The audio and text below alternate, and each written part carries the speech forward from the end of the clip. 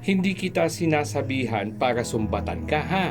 Sinasabi ko to kasi gusto kong matuto ka. Pero minsan syempre gusto ko rin maalagaan naman yung sarili ko.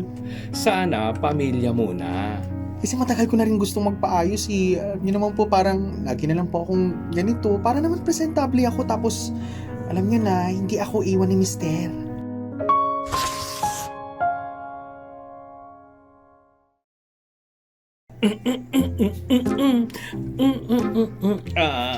Lisa, pwede ba kitang kausapin?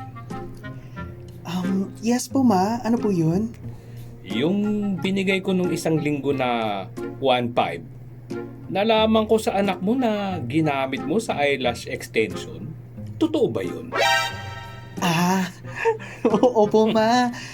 Kasi matagal ko na rin gustong magpaayos eh. Yun naman po parang lagi na lang po akong ganito. Para naman presentable ako tapos alam nyo na hindi ako iwan ni Mister.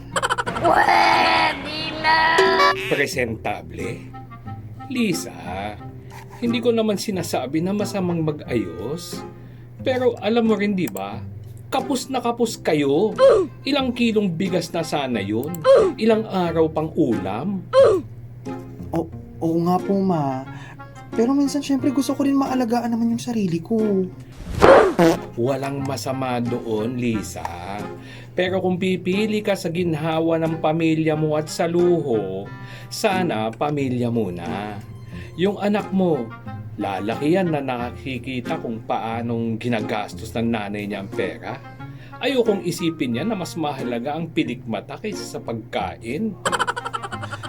Sorry po ma. Nahiya tuloy ako. Hindi ko po naisip yun.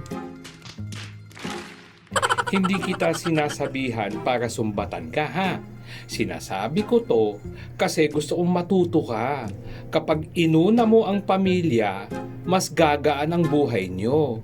Pag may sobra, edi sige, magpa-eyelash ka kahit pa 1 kilometro. Pero Ako naman habang ma. presentable ka, pero habang wala pa, unahin mo na ang laman ng plato kesa yung pilikmata mo. Pwede ko bang ulamin yung eyelash extension ma? Ikaw kung gusto mo.